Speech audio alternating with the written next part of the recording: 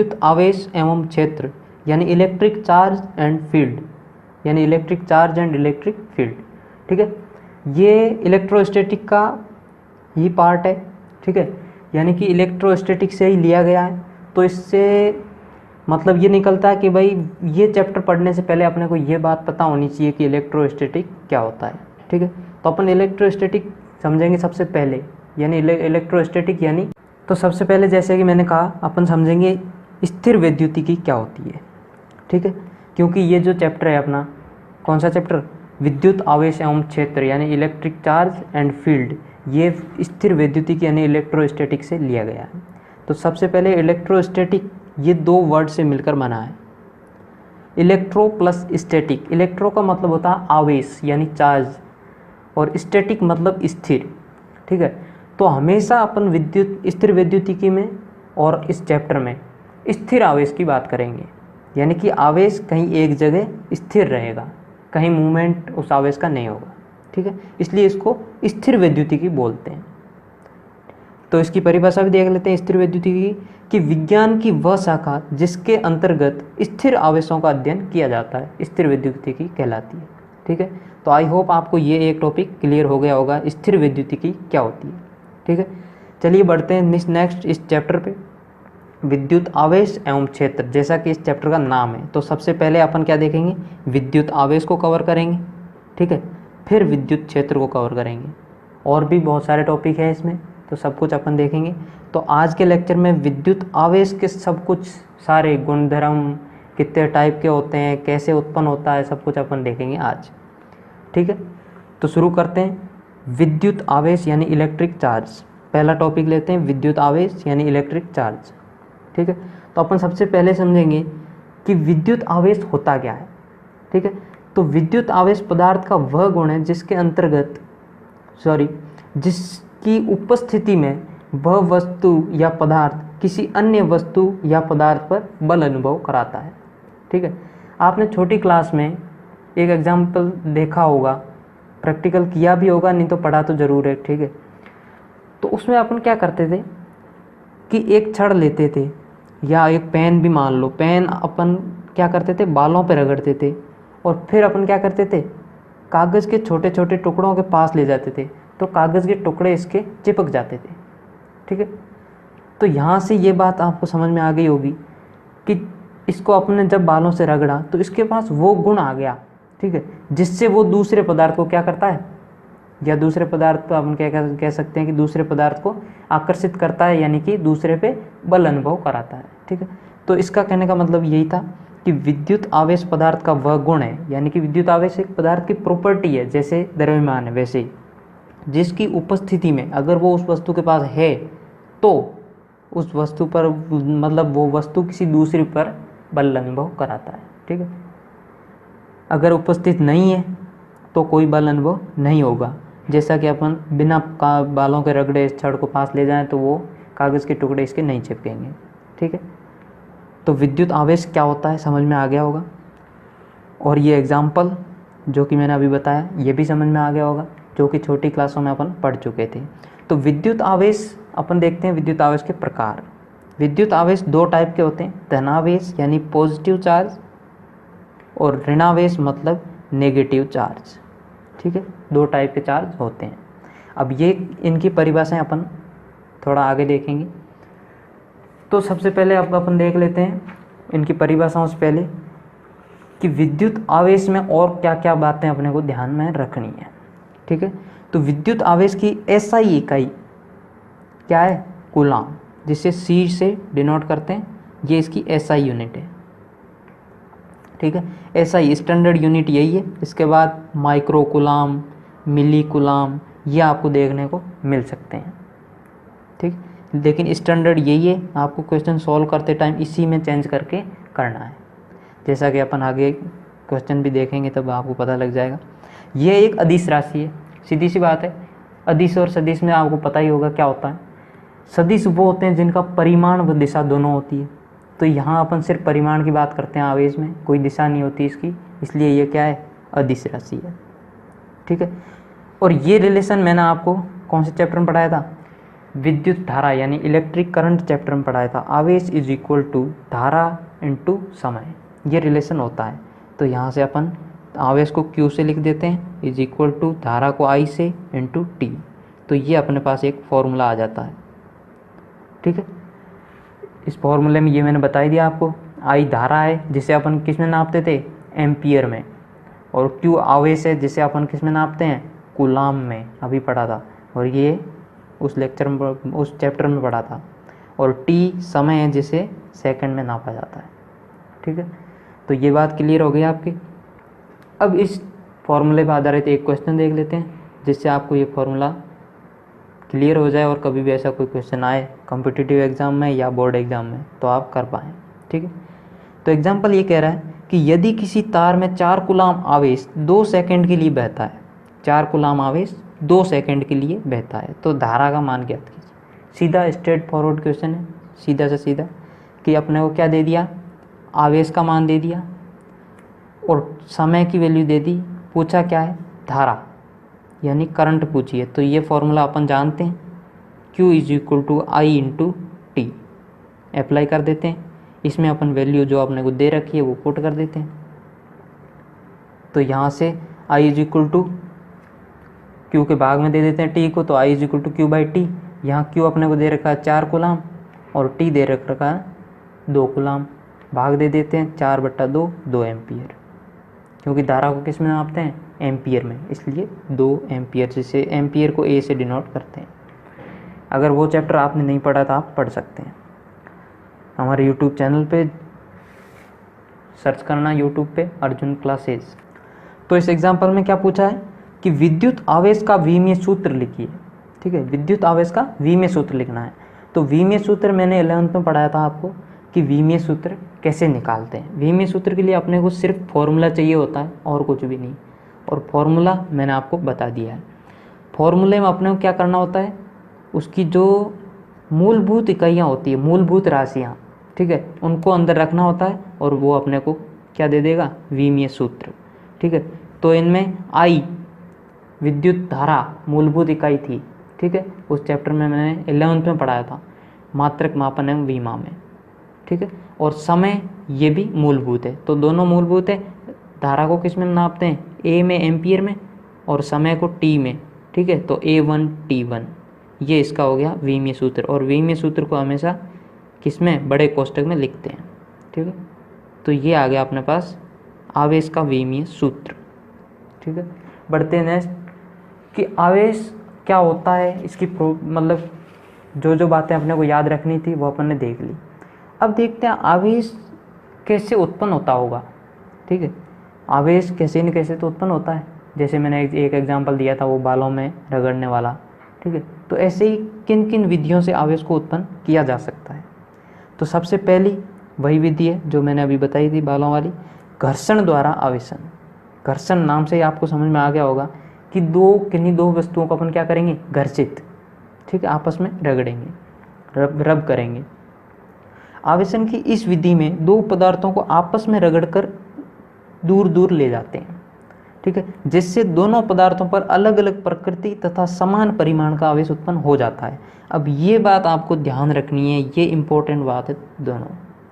ठीक, इसमें मेन बात, अब ये तो हर किसी को याद रह जाएगा कि भाई इसमें दो वस्तुओं को आपस में रगड़ते हैं और वो आवेशित हो जाती है, लेकिन एग्जाम में ये ऐसी बातें पूछी जाती है कि अलग अलग प्रकृति का, यानी एक पे प्लस आएगा तो दूसरे पे माइनस आएगा। प्रकृति से यहाँ मतलब ये प्लस या माइनस आवेश। ठीक है, और समान परिमाण, परिमाण मतलब उस पर वैल्यू कितनी, यानी कितना कूलम आवेश आएगा, वो हमेशा समान आएगा, लेकिन आएगा अलग अलग प्रकृति का, एक पे प्लस तो दूसरे पे माइनस। ठीक है, क्लियर हुआ। अब देखते हैं किस पदार्थ पर धनात्मक प्रकृति का आवेश उत्पन्न होगा तथा किस पे ऋणात्मक। ये किस पे डिपेंड करेगा, उस पदार्थ के प्रॉपर्टी क्या है, उस पदार्थ के गुणधर्म पर निर्भर करता है। ठीक है, यानी कि पदार्थ कठोर है, नरम है, इन बातों पे। ठीक है, यानी उसकी भौतिक और रासायनिक गुणधर्म पे डिपेंड करेगा। अब ये एक थोड़ा आप याद भी रख सकते हैं, ये स्टैंडर्ड है, एनसीईआरटी किताब में लिखा हुआ, इसलिए आपको कहीं कॉम्पिटिटिव एग्जाम में पूछा जा सकता है। या बोर्ड में भी पूछा जा सकता है कि कांच की छड़ को रेशम के कपड़े से रगड़ने पर, ठीक है, एक कांच की छड़ लेते हैं और एक रेशम के कपड़े को लेते हैं, उन दोनों को अगर रब किया जाए या आपस में रगड़ा जाए तो किस पे धनावेश आएगा, किस पे ऋणावेश, ये प्रैक्टिकल द्वारा देखा गया और आपको याद रखना है कि कांच की छड़ पर क्या आता है, धनावेश, और रेशम के कपड़े पर आता है ऋणावेश। ठीक है, अब ये होगी पहली विधि घर्षण द्वारा, यानी कि दो वस्तुओं को अपन घर्षित करेंगे, अपने क्या हो जाएगी, दोनों वस्तुएं आवेशित, जिनमें दोनों पे विपरीत प्रकृति का और समान परिमाण का आवेश आ जाएगा। ये इतनी बातें याद रखनी है इसमें। नेक्स्ट देखते हैं चालन द्वारा आवेशन, यानी कि चालन द्वारा आवेशित कैसे कर सकते हैं कोई वस्तु को। आवेशन की इस विधि में किसी एक वस्तु यानी आवेशित वस्तु को अन्य अनावेशित वस्तु से स्पर्श कराकर अनावेशित वस्तु को आवेशित किया जाता है। ठीक है, जैसे मेरे पास ये दो वस्तुएं हैं, ठीक है, ये आवेशित है और ये अनावेशित है, यानी इस पे आवेश है इस पे और इस पे नहीं है, तो मैं क्या करूँगा, इन दोनों को टच करूँगा, ठीक है, आपस में टच करूँगा, तो चालन द्वारा, यानी कि इलेक्ट्रॉन जो चार्ज है वो यहाँ से चल के यहाँ चल जाएंगे, ठीक है, तो ये भी आवेशित हो जाएगी। तो ऐसे इसको क्या कर सकते हैं अपन, चालन द्वारा आवेशन। ठीक है, तो ये ज़्यादा इम्पोर्टेंट नहीं है, इसको आपको सीधा याद ही रखना है कि चालन द्वारा, बस ये परिभाषा है, इसमें से ज़्यादा क्वेश्चन नहीं बनते हैं। अब नेक्स्ट आता है, ये इम्पोर्टेंट है, प्रेरण द्वारा आवेशन। प्रेरण द्वारा किसी वस्तु को कैसे आवेशित किया जाता है। यदि किसी आवेशित वस्तु को किसी अनावेशित वस्तु के समीप, अब इसमें ध्यान ये रखना है कि ये बिना स्पर्श कराए ले जाते हैं, क्योंकि स्पर्श करा दिया तो ये तो हो जाएगा चालन द्वारा। इसमें क्या करते हैं, किसी आवेशित वस्तु को अनावेशित वस्तु के पास ले जाते हैं और उसको स्पर्श नहीं कराए, ठीक है, तो अनावेशित वस्तु की पास वाली सतह पर विपरीत प्रकृति का आवेश एवं दूर वाली सतह पर समान प्रकृति का आवेश उत्पन्न हो जाता है। इस घटना को स्थिर विद्युत प्रेरण कहते हैं। ठीक है, अभी समझाता हूँ। देखो कि अपने पास कोई अनावेशित वस्तु है जिस पे कोई आवेश नहीं है। एक बात आपको ये भी बता देता हूँ, आवेश नहीं है का मतलब आपको पता समझ में आया, आवेश नहीं है का मतलब क्या होता है। जैसे कोई अपने पास वस्तु है, इस पे आवेश नहीं है, यानी कि उदासीन है। उदासीन वस्तु कब होती है, जब यानी पॉजिटिव चार्ज और नेगेटिव चार्ज बराबर हो। ठीक है, ये मैं ऐसे ही बता रहा हूँ, एक्स्ट्रा पार्ट है, थोड़ा याद रखने के लिए, मतलब समझने के लिए कि साइंस पढ़ रहे हैं तो थोड़ी बातें समझ में भी आनी चाहिए। ठीक है, कोई वस्तु पे आवेश नहीं है, इसका मतलब ये होता है हमेशा कि वो उदासीन है, यानी कि उस पर पॉजिटिव चार्ज और नेगेटिव चार्ज बराबर है। क्योंकि कोई वस्तु है तो उस पर इलेक्ट्रॉन तो है, सीधी सी बात, चार्ज तो है, लेकिन वो पॉजिटिव और नेगेटिव बराबर होते हैं, इसलिए वो उदासीन कहलाती है। ठीक है, तो ये प्लस ये प्लस ये माइनस से, ये प्लस ये माइनस ये प्लस से, कुल मिला के ये उदासीन हो जाएगी, टोटल आवेश 0 हो जाएगा। ठीक है, इसलिए अनावेशित वस्तु कैसे है, तो ऐसी कोई अनावेशित वस्तु अपने को चार्ज करनी है ये। ठीक है, यानी कि या तो उस पर पॉजिटिव चार्ज लाना या नेगेटिव, तो अपन क्या करेंगे, कोई आवेशित वस्तु ले जाएंगे जिस पे ऑलरेडी आवेश है, उसको ले जाएंगे। तो ये प्रेरण का नियम कहता है कि आवेशित वस्तु को अनावेशित वस्तु के पास अगर ले जाते हैं तो उसकी पास वाली सतह, ये इसके पास वाली सतह, तो पास वाली सतह पर विपरीत प्रकृति का आवेश, जो चार्ज ले जाएंगे, जैसे अपन यहाँ पॉजिटिव ले जा रहे हैं तो यहाँ नेगेटिव आ जाएगा, उसकी दूर वाली सतह पर क्या आ जाएगा, पॉजिटिव, जैसा ले गए वैसा आ जाएगा। ठीक है, अब घर्षण में अपन ने क्या देखा था, जितना आवेश पहली वस्तु पर, मतलब दोनों वस्तुओं पे समान आवेश वितरित होता है। ठीक है, प्रकृति भले ही चेंज हो लेकिन समान आवेश वितरित होता है, लेकिन यहाँ ऐसा नहीं है। यहाँ मान लो यहाँ Q आवेश था तो यहाँ Q डैश आवेश आएगा, और Q और Q डैश दोनों कभी भी बराबर नहीं होंगे। ठीक है, ये दोनों कभी बराबर नहीं होंगे, यानी कि जितना ले गए उतना आवेश तो वहाँ नहीं आ पाएगा। ठीक है, ये बात आपको इतनी याद रखनी थी प्रेरण द्वारा आवेशन में। तो आवेशन की तीनों विधियाँ बता दी गई है, घर्षण द्वारा आवेशन, चालन द्वारा आवेशन और प्रेरण द्वारा आवेशन। ठीक है, तो इनको आप ध्यान रखें। अब एक प्रेरण में एक एग्जाम्पल बनता है अच्छा, जो कि बोर्ड में आपको पूछा जा सकता है। इम्पोर्टेंट है, ध्यान रखें इसको। एक गोले को प्रेरण द्वारा आवेशित कैसे कर सकते हैं, यानी कि आपको कोई एक गोला दे दिया, उसको प्रेरण द्वारा आवेशित करना है, ठीक है, तो उसको कैसे करेंगे। यह क्वेश्चन ऐसे भी बन सकता है, गोले को प्रेरण द्वारा आवेशित करने की विधि क्या है, ठीक है। तो इसको 4 स्टेप में इसको अपन आवेशित करते हैं। ये स्टैंडर्ड स्टेप है, ये मैं आपको बता देता हूँ कैसे अपन कर सकते हैं इसको। देखो, मान लो अपने को गोले को क्या करना है, धनावेशित करना है, यानी कि गोले पर पॉजिटिव चार्ज अपने को लाना है, ठीक है। तो इसलिए हम सर्वप्रथम विपरीत आवेश यानी ऋणावेशित वस्तु को मतलब गोले के पास लाएंगे, ठीक है। जो गोले पे अपन को जो आवेश लाना है, अगर धनावेशित करना है तो नेगेटिव आवेश का कोई छड़ लाएंगे, और ऋणावेशित करना है तो पॉजिटिव आवेश की कोई छड़ लाएंगे, ठीक है। तो अपन जैसा फर्स्ट स्टेप में कहा है वैसा वैसा कर देते हैं। एक ये अपने पास क्या है, अनावेशित गोला है जिसे धनावेशित करना है, तो अपन विपरीत आवेश का लाएंगे यानी कि ऋणावेशित छड़ पास में लाएंगे, ठीक है। स्टेप सेकंड में अपन क्या करेंगे, अब देखो ये चीज़ क्या है, अनावेशित के पास आवेशित लाना, मतलब अब प्रेरण का रूल लगेगा। प्रेरण के अनुसार क्या है कि उसकी पास वाली सतह पर विपरीत आवेश और उसके दूर वाली पे वैसा वैसा आवेश आ जाएगा। तो पास वाली सतह ये है, तो इस पर अपन नेगेटिव लाए थे, तो विपरीत आवेश आ जाएगा, प्लस आ जाएगा, ठीक है। तो यहाँ प्लस यहाँ माइनस। अब देखो अपने को गोले पे चूँकि सिर्फ धनावेश चाहिए, ठीक है, क्योंकि और यहाँ क्या आ गया, दोनों। अगर अपन इस छड़ को दूर ले जाएंगे तो ये तो वापस प्लस माइनस कैंसिल हो जाएंगे, ठीक है। तो अपने को कैसे ही करके इन नेगेटिव को हटा लेना है और सिर्फ पॉजिटिव को रखना है। तो अपन क्या करेंगे, गोले को एक तरफ से, जिस तरफ नेगेटिव है उस तरफ से भू संपर्कित करेंगे। भू संपर्कित का मतलब पता है आपको क्या होता है, भू संपर्कित मतलब ये होता है किसी आवेशित वस्तु है, ठीक है, उसको किसी चालक द्वारा पृथ्वी से जोड़ देते हैं, ठीक है, क्योंकि पृथ्वी का वोल्टेज 0 होता है, ये बात ध्यान रखनी, पृथ्वी का वोल्टेज 0 होता है, तो जितना आवेश होता है वो पूरा आवेश पृथ्वी खींच लेती है, ठीक है। तो नेगेटिव आवेश पृथ्वी पे चला गया और पॉजिटिव आवेश अपने पास दूसरी साइड बच गया, जो कि ये वस्तु अपन हटाएंगे तो इस पे रह जाएगा। तो अपन अब क्या कर लेते हैं, ये तो स्टेप था भू संपर्कित करने वाला, अब भू संपर्कित भी हटा लेते हैं और इस वस्तु को भी दूर ले जाते हैं। तो फाइनली अपने पास क्या बच गया, ये गोला बच गया जिस पे पॉजिटिव चार्ज आ गया, ठीक है। तो ये गोला ऐसे अपन धनावेशित कर सकते हैं, ठीक है। इसके स्टेप्स आप ध्यान रखें, आपको कहीं भी पूछा जा सकता है। अब देखते हैं विद्युत आवेश के प्रकार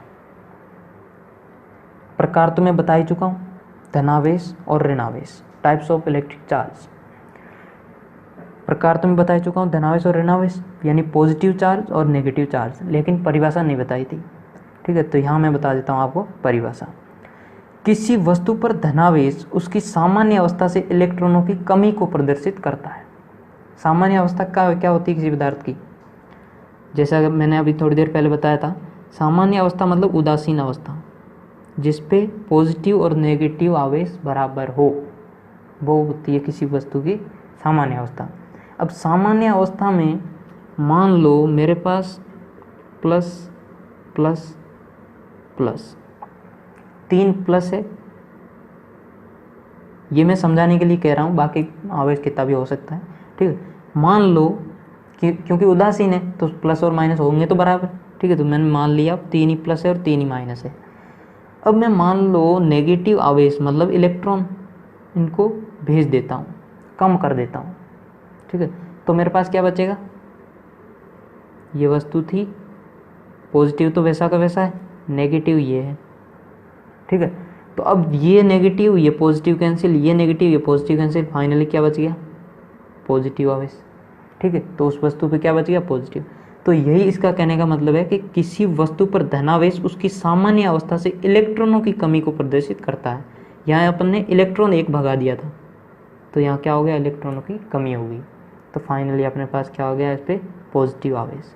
वैसे इसका उल्टा यहाँ है, नेगेटिव में क्या होता है, किसी वस्तु पर ऋण आवेश उसकी सामान्य अवस्था से इलेक्ट्रॉनों की अधिकता को प्रदर्शित करता है। अब इसको अपन ऐसे समझेंगे कि ये कोई वस्तु थी जिस पे 3 पॉजिटिव आवेश थे, 3 ही नेगेटिव आवेश थे। अब मान लो मैं इलेक्ट्रॉन को ले आता हूँ एक और, यहाँ मैं एक और इलेक्ट्रॉन ले आया यानी नेगेटिव आवेश ले आया, तो ये और ये कैंसिल, ये कैंसिल, ये कैंसिल, फाइनल क्या बच गया? इलेक्ट्रॉन यानी कि नेगेटिव चार्ज। तो इलेक्ट्रॉनों की क्या है? अधिकता है, तो इसको अपन क्या बोलेंगे? ऋणावेश है इस वस्तु पे। ठीक है, तो आई होप आपको समझ में आ गया होगा कि पॉजिटिव आवेश और नेगेटिव आवेश का मतलब क्या होता है। ठीक है, अब ये हो गया टाइप्स ऑफ इलेक्ट्रिक चार्ज यानी कि विद्युत आवेश के प्रकार। अब ये बात भी आपको ध्यान में रखनी है कि सजातीय यानी कि समान प्रकृति के आवेशों में हमेशा प्रतिकर्षण होता है। अगर पॉजिटिव को अपन पॉजिटिव के पास लाएंगे तो हमेशा ये दूर की तरफ जाएंगे, यानी कि सेम में क्या होता है? प्रतिकर्षण। और नेगेटिव को पॉजिटिव के पास लाएंगे तो क्या होगा? आकर्षण। ठीक है, तो सजातीय यानी समान प्रकृति के आवेशों में हमेशा प्रतिकर्षण तथा विजातीय यानी विपरीत प्रकृति के आवेशों में हमेशा आकर्षण होता है। अब देखते हैं विद्युत आवेश के मूलभूत गुण। टाइप्स अपन ने देख लिए, कैसे उत्पन्न होता है देख लिए, और कुछ जो पहले अपन ने शुरू में देखा आवेश क्या होता है और उसकी क्या क्या प्रॉपर्टीज होती है वो देख ली। अब देखते हैं विद्युत आवेश के मूलभूत गुण। विद्युत आवेश के क्या क्या गुण होते हैं, ये क्या क्या गुण रखते हैं। ठीक है, तो पहला है आवेशों की योज्यता, यानी कि आवेशों को जोड़ा कैसे जाता है। तो आवेश द्रव्यमान की भांति अदिश राशि है, ये मैं बता चुका हूँ आपको कि आवेश द्रव्यमान की भांति अदिश राशि है जिसका सिर्फ परिमाण होता है, कोई दिशा नहीं होती है। विभिन्न प्रकार के आवेशों को एक साथ जोड़ने के लिए बीजगणितीय योग किया जाता है। अब बीजगणितीय योग का मतलब क्या होता है? बीजगणितीय जहाँ भी वर्ड आया आपको मतलब समझ लेना चाहिए हमेशा कि बीजगणितीय का मतलब कि चिन्ह के साथ अपन जोड़ेंगे।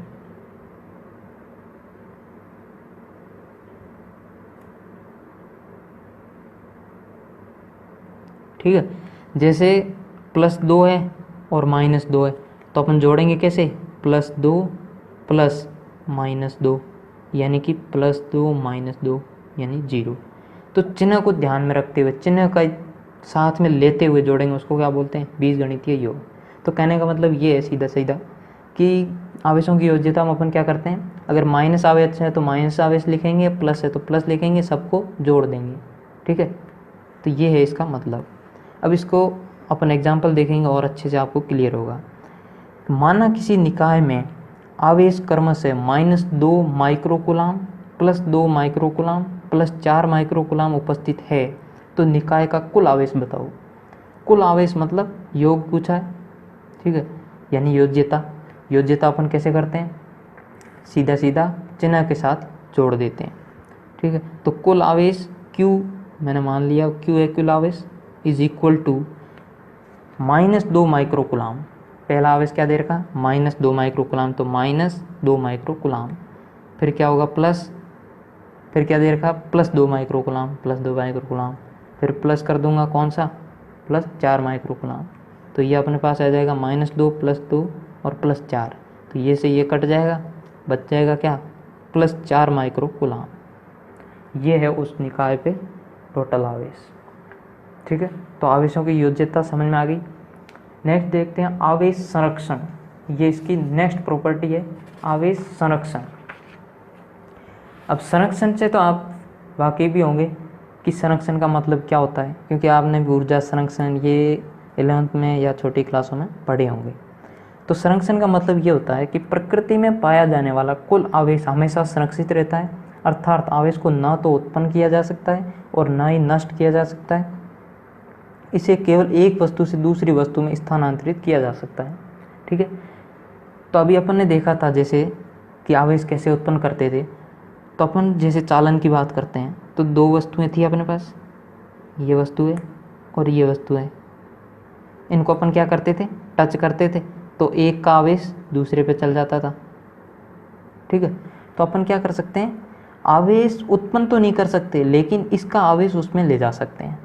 तो इसका कहने का मतलब ये है कि आवेश को ना तो उत्पन्न कर सकते ना ही उसको नष्ट कर सकते, लेकिन एक वस्तु से दूसरी वस्तु में स्थानांतरित यानी ट्रांसफ़र किया जा सकता है। ये कहलाता है आवेश संरक्षण का नियम। ठीक है, तो ये हो गई दूसरी प्रॉपर्टी। अब देखते हैं तीसरी प्रॉपर्टी, ये इम्पोर्टेंट है, बोर्ड में सीधा पूछा जा सकता है, कई बार पूछा जा चुका है।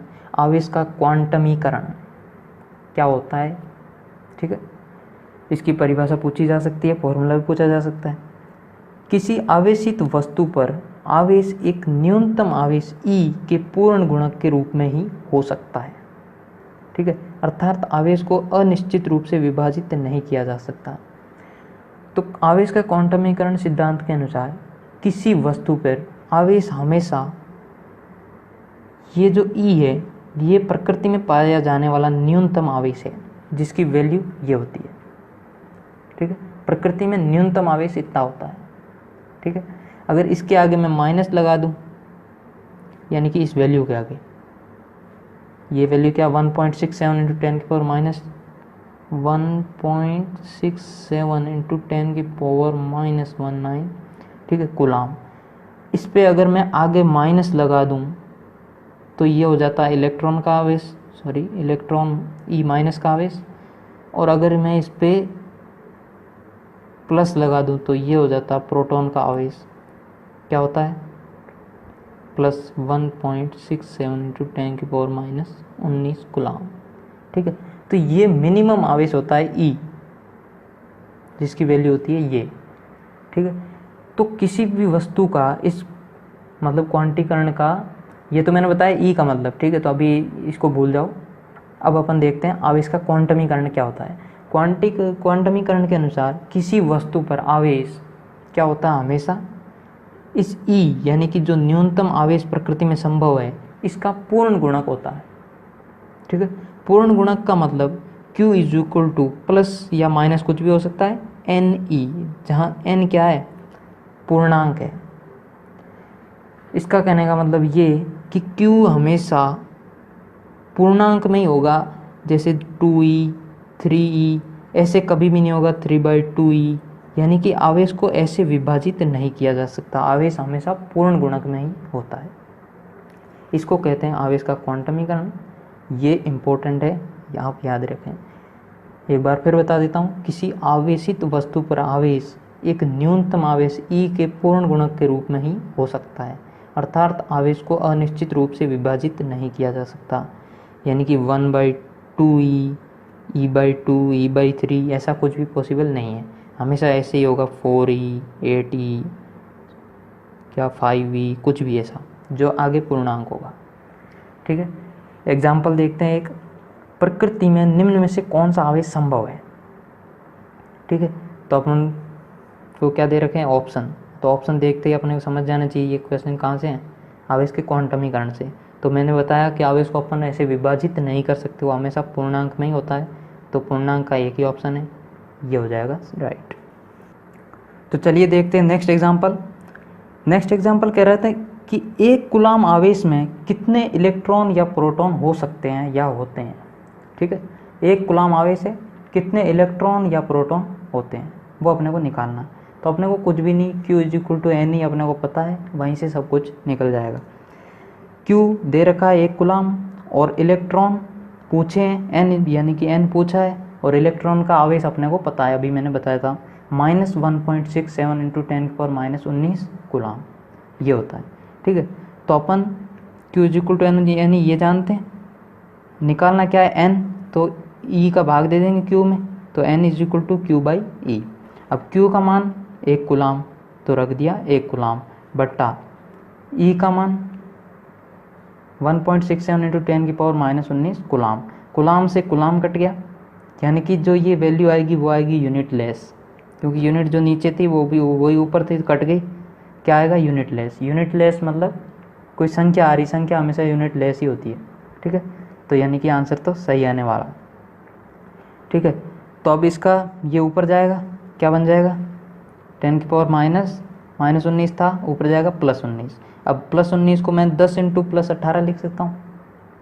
ठीक है, तो 10 बट्टा ये जो था वो लिख दिया 1.67 इंटू 10 की पावर 18। तो ये आ गया इसका final answer n is equal to 6.25 into 10 की पावर 18। ठीक है, तो आप यहाँ से देख सकते हैं कि एक कूलाम आवेश में 10 की घात 18 इलेक्ट्रॉन होते हैं। ठीक है, यानी कि एक कूलाम आवेश बहुत बड़ी संख्या होती है, कोई नॉर्मल नहीं होता।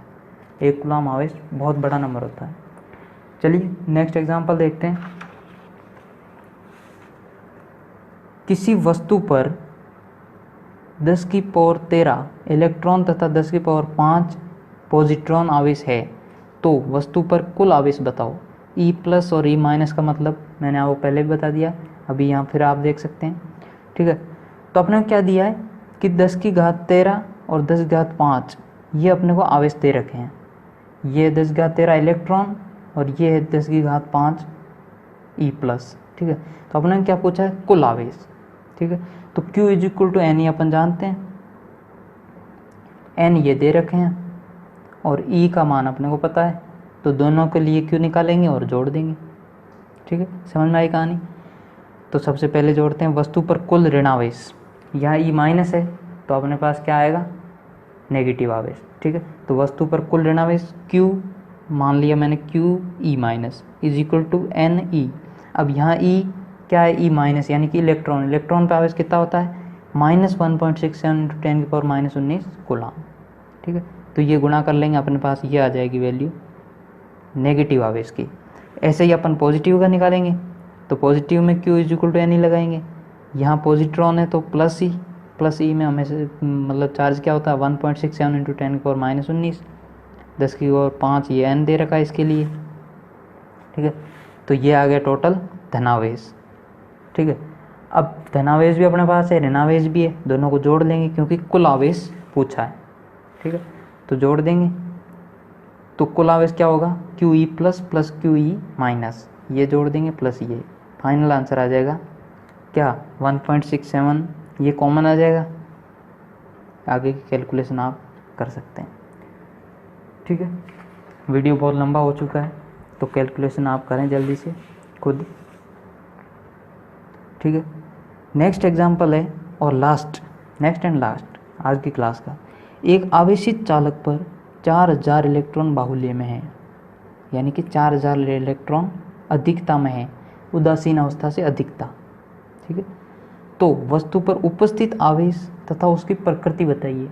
इतने इलेक्ट्रॉन है, यानी कि ये अपने को n दे दिया, तो अपने को पूछा क्या है, कितना आवेश होगा और उसकी प्रकृति बतानी है।